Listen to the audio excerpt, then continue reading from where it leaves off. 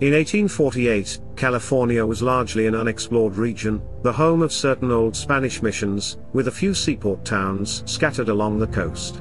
Some pioneers from the east had settled inland after California had been separated from Mexico, and were ranching and farming. One of these pioneers, a well-to-do man named John Sutter, had staked out a considerable tract of land near the American River. He built a fort or stockade as headquarters, and made his plans to cultivate the tract. He had a number of men working for him, building a sawmill on the south branch of the American River, about 40 miles from his main house. These workmen were in charge of James Wilson Marshall, who intended to have a dry channel serve as the tail race for the mill, and was widening and deepening it. At night the water of the stream was allowed to run through this channel, and wash out the gravel and sand. One day early in January, as Marshall was walking along the bank of the race, he noticed some shining yellow flakes in the soil. He thought these flakes might be gold, and gathering some of the earth carefully washed and screened it. In this way he obtained what looked like gold dust. Early the next morning he went back to the race, and after some searching found a yellow scale larger than the others. He showed this, together with those he had obtained the day before, to some of the workmen, and they helped him to gather about 3 ounces. Later in the day Marshall went to his employer Sutter, who was at the fort, and there the two men tested the flakes as well as they were able, and reached the conclusion that they were really gold dust. Searching along the dry channel, Sutter and Marshall found more of the gold flakes. In some places the yellow scales were very plentiful, and seemed to promise that large quantities of the valuable mineral could be found near at hand. It was impossible, however, to keep the news from the workmen who had helped in finding the flakes. Before long the news spread, and in March 1848, 2 newspapers of California mentioned the discovery on the South Fork of the American River. This caused tremendous excitement in San Francisco, and in the twinkling of an eye men took possession of sailboats, sloops, launches, any kind of craft, and started up the Sacramento River. Those who could not get boats to take the quicker course hurried off on horses or mules, in wagons or on foot. The seaport town of San Francisco, which had been well filled, was practically deserted overnight. Shopkeepers closed their stores, families hurried from their houses, and every class of people pushed toward the American River. Business on the coast came to a standstill. The newspapers that had been started stopped publication. The churches closed, and all the town officers deserted their posts. As soon as a ship touched the coast and the crew heard of the finding of gold, they deserted, and the captain and mates, seeing themselves without a crew, usually dashed after the others. Empty vessels lay at the docks. A large ship belonging to the Hudson's Bay Company, which had put into San Francisco harbor, was in charge of the captain's wife, everyone else having left for the gold fields. Prices in all the country from San Francisco to Los Angeles jumped prodigiously. If men were to stay at their work they demanded and received twice their former wages.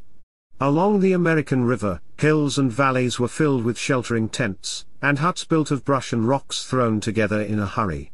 Men could not stop for comfort, but worked all day on the river bank. There were almost as many ways of searching for the gold as there were men. Some tried to wash the sand and gravel in pans, some used closely woven aboriginal baskets, some used what were called cradles. One workman would dig the gravel from the river bank, another carry it to the sieve, a third pour water over it, and a fourth rock the cradle. The screen separated the stones from the gravel, the water washed away the earth and carried the heavier soil out of the cradle, thus leaving the black sand filled with the gold. Men knew that fortunes were to be found here. On a creek a few miles below Coloma, $17,000 worth of gold was taken from a ditch 300 feet long, 4 wide, and 2 deep. All this quickly changed the character of Upper California. Every man wanted to be a miner, and no longer a cattleman or farmer, as before. It looked as though the towns would shrivel up, because of the tremendously high wages demanded by the men who were needed there. Cooks in San Francisco were paid $300 a month, and all kinds of mechanics secured wages of $15 or $20 a day. The forts found it impossible to keep soldiers on duty. Sailors deserted as fast as they could, and the American warships that came to anchor off Monterey did not dare to allow a single man to land. Threats of punishment or offers of reward had no influence over the sailors. They all felt certain they could make fortunes in a month at the gold fields. By the middle of the summer, Washington and New York had learned what was happening in California, and adventurers along the Atlantic coast were beginning to turn their faces westward. The letters often greatly exaggerated the truth. A New York paper printed reports claiming men were picking gold out of the earth as easily as hogs could root up nuts in a forest. Hundreds of men made the trip by steamer, and as soon as spring arrived, thousands set out overland. It was understood that large parties would leave from western Missouri early in March, and as a result many men, some alone, some in bands of 20 or 30, gathered there from all parts of the East. The spring was late, and as the overland trip could not be taken until the grass was high enough to feed the cattle, the great company had to wait along the frontiers, from Independence to Council Bluffs.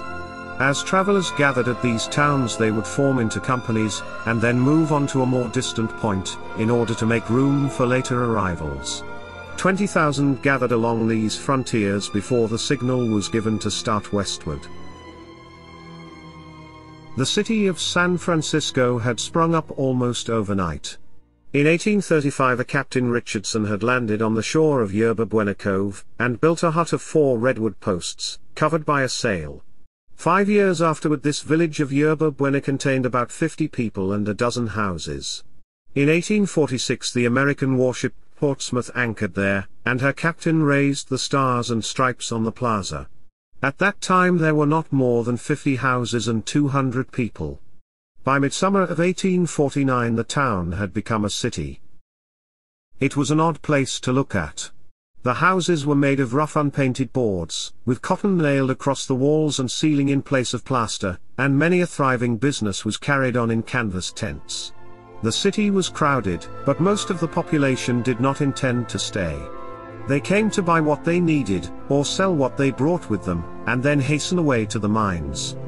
The restaurants charged $3 for a cup of coffee, a slice of ham, and 2 eggs. Houses and lots sold for from $10,000 to $75,000 each, and everything else was in proportion. In 3 years California had grown from the home of about 2,000 people to the home of 80,000. Railroads were built to reach it, and more settlers poured west. Some made great fortunes, but more abandoned their claims and drifted to the cities. The 49ers, as the gold seekers were called, found plenty of adventure in California, even if they did not all find a shortcut to wealth.